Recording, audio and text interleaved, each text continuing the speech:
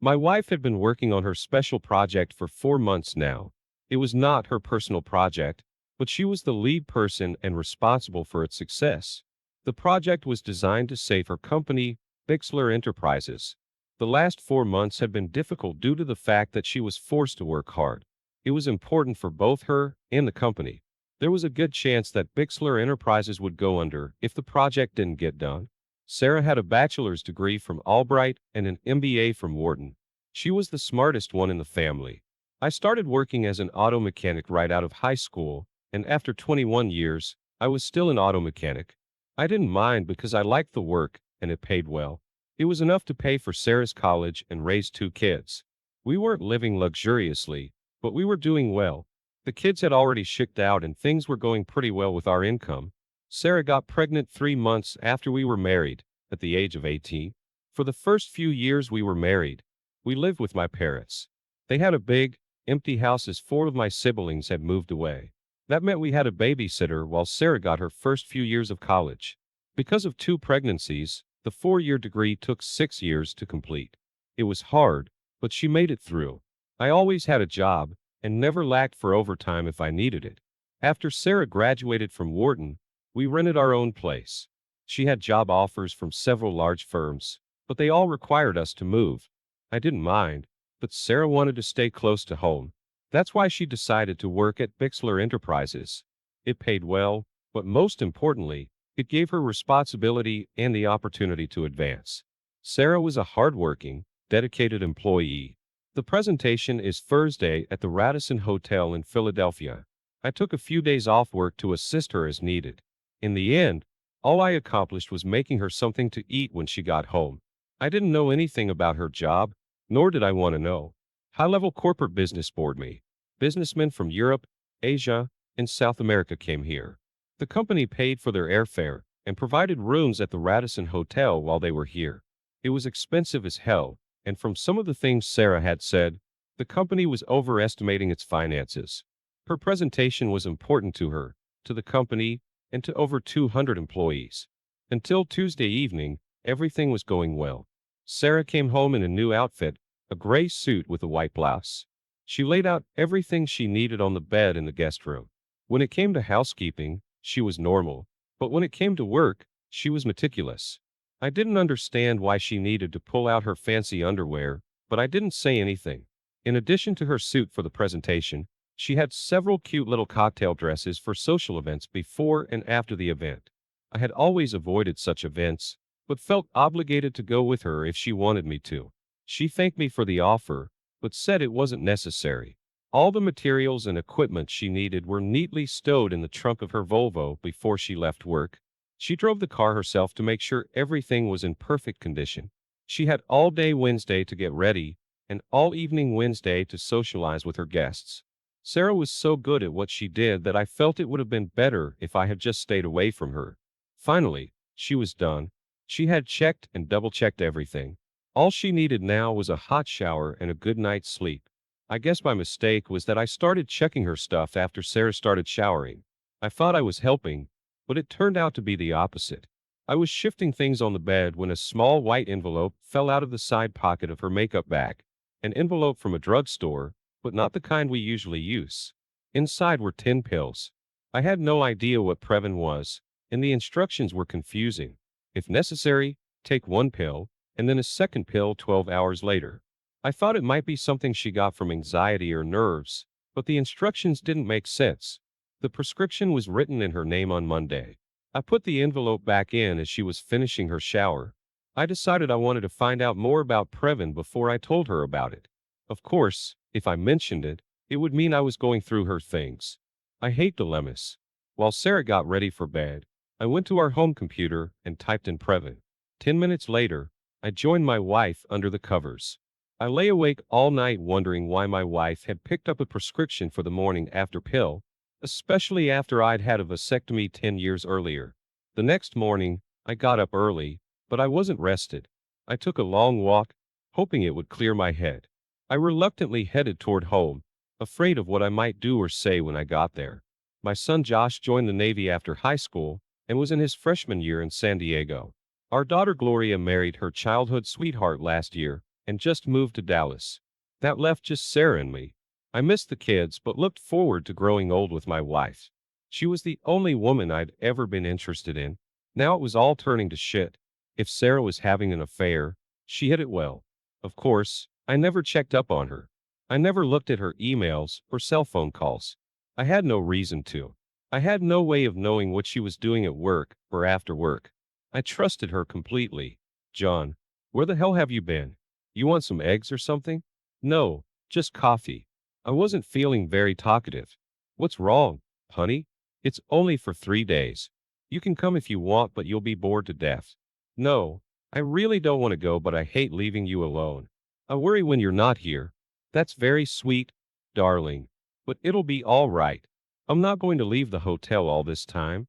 I'll spend most of today making sure the conference room is ready, and tonight, I'll have a nice chat with our potential clients. Tomorrow, I probably won't even get a chance to pee. I'll be home as early as possible on Friday. I promise you a great weekend if you know what I mean. That all sounds good, but you can't blame me for worrying. I'm an auto mechanic and I have a beautiful and successful wife. Sometimes I get the feeling that you're less interested in advancing your family situation than you are in advancing your career. Stop it. Damn it, John. I've always respected what you do for a living and never pointed out otherwise. You raised two great kids and put me through college. You are a great husband, a great father, and a good provider, and never forget that. I finished my coffee while she cleared the table. Do you want me to call you? No, that's not a good idea. I'll have my cell phone off, and I'm going to turn off my room phone for the night so I can get some sleep. I'll call you every chance I get. I helped her load the car. She was as fussy about it as she was about everything else work-related.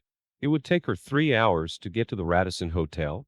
I stood on the porch and watched her leave. I didn't bother asking her about the pills. I spent the rest of the morning on the porch. I don't remember ever worrying as much as I did now. I felt small and insignificant. I felt out of my league. I was a small-town guy with a mediocre job and a successful wife. It was a mismatch. I should have noticed it earlier. I felt stupid. The best suit I had was a blue blazer and a pair of pants. At least I had a few ties, even if they were 10 years out of date. I had just finished getting dressed when the landline phone rang. Hey, sweetie, I just wanted to let you know I got here okay. You had a good drive. I'm assuming the traffic wasn't too heavy. It was fine. I'll call you tonight. Now I gotta go. I'm in room 714. Sarah, I can be at my parents' or my brother's tonight. If you want to call me on my cell phone. Okay. Cell phone rings. I love you. Gotta go. I took my time getting to Philly. I didn't go straight to the Radisson. I stopped first and got a steak and cheese. It promised to be a long night. I wasn't sure what I was going to do. I parked in the hotel garage and just waited. Sooner or later I had to enter the hotel. I just couldn't decide when to do it. The ringing of my cell phone helped me make my decision. John, I just wanted to let you know that everything is settled. I'm going downstairs now to meet some people and have dinner. You didn't forget anything, did you? No. Everything's fine. I've got everything in my room for tomorrow. Do you need anything? No, John. Relax. I'm going to turn my phone off. I'll call you tomorrow morning. All right. Chuckles. Have fun. It's not fun, John. It's work. I didn't look too out of place. The lobby, restaurant, and conference rooms were full of people, so I could remain inconspicuous. There was a cute little brochure that showed the layout of all the hotel rooms. I wandered through the different rooms and stopped at the walls, looking around at the crowd. I had no idea what I would do if Sarah saw me. I would find out if and when that happened. I found an event board that listed all the rooms that were being used by the various groups. Bixler Enterprises didn't have any rooms available for Wednesday night. I found this interesting. Sarah had said she wasn't going to leave the hotel, but now I wasn't so sure about that. There were 3 dining rooms: family, casual, and fine dining. Sarah wasn't a big fan of dining with kids, so I wanted the casual room first. It only took 5 minutes to make sure she wasn't there. I had better luck in the gourmet lounge. It was a cozy little booth nestled in the corner, the kind of table people reserve to have a private rendezvous. Sarah was wearing a black cocktail dress with a deep neckline and pearls. She looked elegant, and her companion looked like he appreciated it. I knew a few of the people Sarah worked with, and he wasn't one of them. He was familiar to me, but there was no way I could remember him. There were plenty of free seats, so I had no trouble crossing the room. There were candles and small glass candlesticks on the tables. I blew mine out and told the waiter it was bothering my glaucoma. I ordered the usual chicken dish and made myself comfortable. The waiter poured my coffee for the third time. Excuse me. The guy at the table across the table looks awfully familiar. Do you know who he is? Sure. That's Malcolm Eugene Foote. He's a member of the town meeting. He's expected to run for Congress in the next few years. Is that his wife with him? She's very pretty. No, this is the first time I've seen her. He always uses that table for special ladies, if you know what I mean.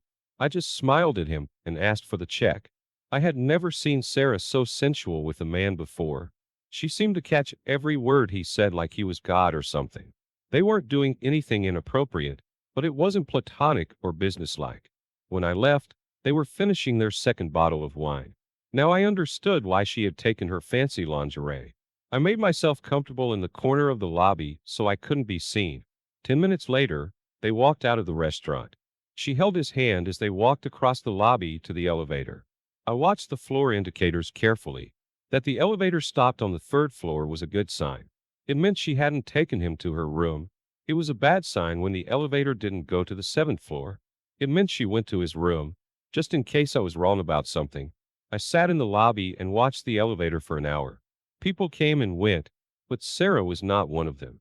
I got my empty suitcase out of the car and walked up to the front desk. Even though I could prove I was her husband, I had a hard time getting a key card. They relented after calling the room, but no one answered. Finally, I was on my way to room 714 with the key card. I didn't even turn on the lights at first. I just sat in the dark room for over an hour. It wasn't hard to make sure she wouldn't come back to the room. First, I packed all her clothes and personal belongings. I didn't leave anything behind. I checked the package of Previn. There were still 10 pills left in it. On the dresser, very neatly laid out, were all the items she would need for her presentation the next day. I began to fill the suitcase. There were 24 specially bound promotional folders and another 20 regular folders. All of them went into the suitcase. A digital projector went in next, followed by a laptop. I took her purse and cell phone, which she'd left in the room. All she had with her was a clutch and probably a tube of lipstick. I walked around the room as carefully as she did to make sure I didn't miss anything. Once I was satisfied, I put her car keys and my wedding ring on the dresser. Other than those two items, the room was completely empty. The elevator headed straight for the parking garage. I had no trouble carrying 2 suitcases, and 20 minutes later, I was on the expressway heading north. It was well over 3 in the morning. I had no idea it had been that long. An hour or two later, my cell phone rang. Caller ID showed it was the Radisson's phone number. John? Yes? Where are you? I'll be at the house soon. That's all I said. It was quiet on the other end of the line. Salesmen have an old saying, the first one to talk loses. It seemed like an eternity before she spoke. John, I'm sorry. She didn't ask anything and just hung up. I turned my phone off. It was obvious that she had gone back to her room. Later that day, she was to give a presentation that would save her company and bring her a promotion.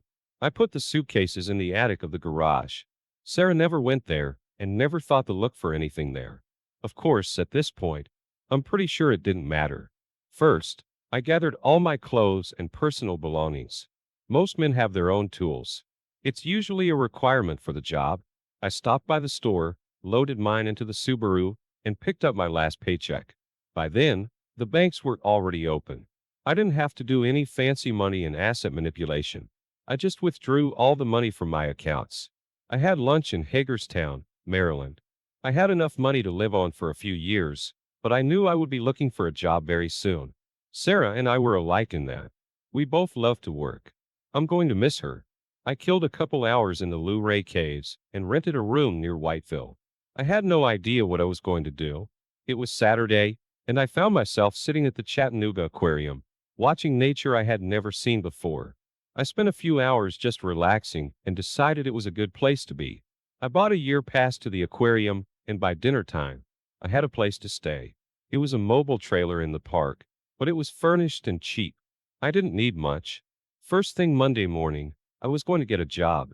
A good handyman can always get a job, especially if he's willing to work hard. I could remain inconspicuous until it was time to renew my driver's license or car tags. I'll worry about them when the time comes. Sunday afternoon, I called Gloria. I felt obligated to let her know what was going on, but Sarah had already told her. She was pretty frank with Gloria about what happened. She said she cheated. I caught her. I left, and she lost her job. I felt bad that she lost her job, but that was the price she had to pay. I asked Gloria to tell Josh what was going on the next time she talked to him. I also told her that I would call about once a month to check on how things were going. I didn't tell her where I was. By noon the next day, I had a job. It was actually a short walk from the trailer park, with the Waffle House about halfway there. What more could a man want? I don't know how they handled the paperwork, but I was getting $20 an hour with no questions asked. I was happy, and they were happy. I wouldn't even have to get into my money that I brought with me. About 2 months later, Gloria informed me that Sarah had moved out of the house and was living with her parents. Gloria didn't know anything else, but was happy that I was settled and doing well. Josh called me from San Diego just to let me know he was going on a cruise. He was an avionics technician on an aircraft carrier. He tried to explain what he actually did, but it was over my head. I never really knew much about technical stuff. Both of them were careful not to say anything bad about their mother. I appreciated that. After that, it was business as usual. I started talking to Gloria at least weekly. Josh and I started emailing regularly. Gloria talked to Sarah regularly, but she said very little about what she was doing or where she was. I never filed for divorce, and it seems Sarah never did either. I have a Tennessee driver's license and the tags on the Subaru. I started going to one of the local bars a couple times a month and even got laid. Two girls took turns becoming regular nighttime companions. They weren't looking for commitment, and neither was I. It seemed to work out well for all of us. Life was good. That was a long time ago, and I gradually forgot about Sarah. Eventually, Subaru started giving me trouble. I'd forgotten how long it had been. It was over 200,000 miles. I was pondering this over a mug of beer one day when I realized that it had been almost 5 years since I left home. I had kept in close touch with both children. Gloria had 2 children of her own by this time and wanted me to come visit them. Josh almost married a Thai woman, but at the last moment he refused. I usually worked 6 days a week and used Sunday to recover from Saturday night. There was no good reason for someone knocking on my trailer door at 6 o'clock on a Friday morning. Their rudeness was rewarded by a half-naked man opening the door. Day jockey shorts are disgusting, and the lady at the door, judging by the look on her face, agreed with me. She looked away, but her companion didn't seem to be impressed. Normally, I would have worn pants, but at a time like this, guests annoyed me. We're looking for John Terrell. I don't know you. My name is David Simmons, and this is my wife, Marcia. We have a problem, and we're hoping you can help us. I'm so sorry. I don't work by moonlight. If you need something done on your car, you'll have to go to the store. This elicited several blank stares, and finally a response. It has nothing to do with your job. It's more of a personal problem. Can we come in? The trailer inside looked like crap. I rarely had guests, so I rarely cleaned it. Even my girlfriends insisted we go to their place. Be my guest. Let me put on my pants real quick. As I entered the bedroom, I left the door open, just to show them what a welcoming host I am. I also put on a shirt. Would you like some coffee? It'll only take about 10 minutes. I moved some things off the couch so they could sit down. There was no answer to the coffee question. We have an adopted daughter of 4.5 years old who needs a bone marrow transplant, and we are hoping you can help us. We are willing to pay you if needed. Buy my bone marrow? No, we want to use it, and we're willing to compensate you for any inconvenience. I think you want to buy it. I was acting like a wise ass and I suddenly realized it. These people were serious. They had a real problem, and they were looking for help. I'm so sorry. I didn't mean to interrupt. Please continue. Our best chance of finding a donor is next of kin. You're our best hope. Watch this. I don't mean to be a smart ass, but I think you got the wrong guy. When was your daughter born? She'll be 5 years old in July. Marcia Simmons spoke for the first time, and she sounded sincere. I hate to be the bearer of bad news, but I had a vasectomy 15 years ago. There's no way I could be her father. Why was your name on the birth certificate? I can't answer that. Maybe you should ask her mother. That statement was met with silence. I felt sorry for these people, but I didn't know how to help them. What's the mother's name? Sarah Louise Terrell. I couldn't find the words. Maybe I shouldn't have taken those damn pills from her. Of course, then those people wouldn't have a daughter at all. I thought I was done with grief, and here it is again. Old memories of my wife having sex with that damn Philadelphia politician. I was starting to forget it all, and now it was back. God damn it. I now understand and apologize for my rudeness and insensitivity. I will do everything in my power to help you. First of all, why can't Sarah get a bone marrow transplant? Medically, she can't. Why not? She's a mother. She has to be a worthy donor. Oh, she's a suitable donor, but she's too sick. The doctors refuse to even consider using her. Sick? With what? She's dying of liver failure. She's got less than 6 months to live. This doesn't make any sense. She's always been in perfect health. Besides, I don't believe a diseased liver will prevent her from donating bone marrow. The hospital won't accept her signature on the consent form. Are you saying there's something wrong with her head? They both looked at me in silence. They knew the answer, but they didn't want to say it. At that moment, I didn't want them to feel even more awkward. 10 minutes ago, I didn't care about them, but now I felt like I had to protect them and help them. How did this happen? Could any of my kids help? Maybe, but we thought you were our best hope. Why don't you go after your father, your real father? We thought it was you. We have no idea who else it could be. Sarah didn't tell us anything about another possible father. In fact, she was in no condition to explain anything. Marcia added, we got most of our information from the adoption agency. I had to get coffee and take a leak. Excuse me for a moment. I left my guest sitting there while I brewed the coffee. It only took a few minutes. While it brewed, I did a much-needed morning pee. I tried to be discreet. I'd embarrassed Marcia enough already. Where do you live? Westchester, Pennsylvania. I'll make you a deal. If I tell you who your daughter's real father is, you have to promise me you'll pursue him relentlessly until you get what you want. What are you talking about? Your daughter's father is a prominent politician in Pennsylvania. He will, of course, deny everything and will probably provide you with legal documents to stop your efforts. If you agree to push hard enough to get him to admit that the child is his, you can shame him into getting a bone marrow transplant. That's what you want, right? Yeah, sure, but how do we do that? I don't know. I'm a mechanic. I work metal for a living. I think the best way would be to use television, radio, and newspapers. Politicians will do anything to avoid bad press. Do you have any friends who might be able to help? Well, now they were both smiling. I must have said something that gave them hope. I think we can do this. Who the hell is he? Malcolm Eugene Foote. He's running for U.S. Senate. I bet he'll do anything to avoid bad publicity. Coffee was ready, but David and Marcia couldn't wait to get home. Before they left, I told them how to contact Gloria and Josh in case they needed them. I was sure they would help. I also had them tell me where Sarah was. I would most likely be in Pensacola before they even got back to Westchester. I got a haircut and bought a new shirt.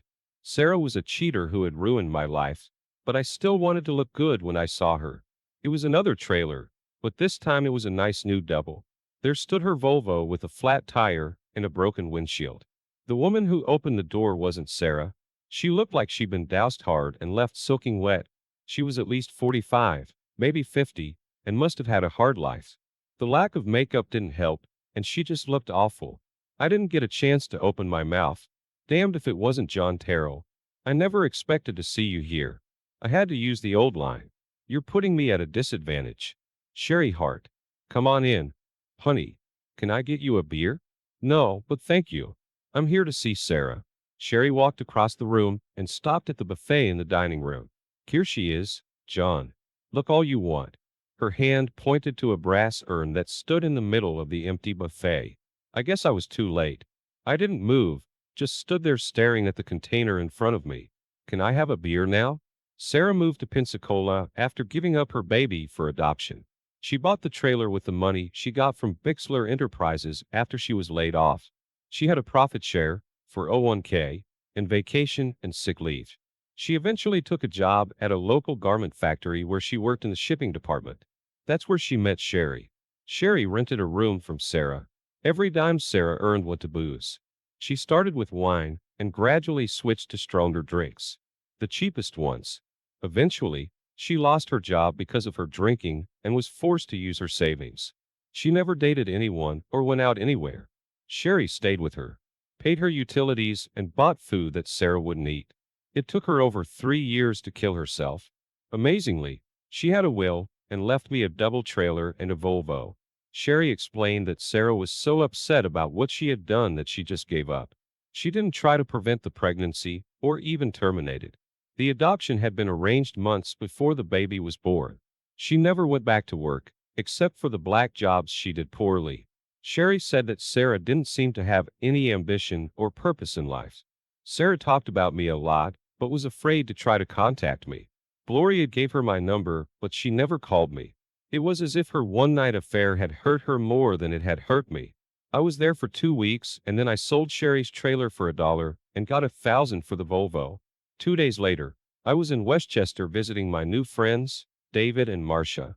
Malcolm Eugene Foote resisted at first, but David and Marcia turned the screws until he gave in. He insisted on DNA tests, which proved he was the father. To save face, he was more or less forced into a bone marrow transplant, which was successful. Malcolm's political career and family life did not make a favorable impression either. His decline in the polls was so rapid that the party replaced him with another candidate a few months before the election. His wife filed for divorce and was very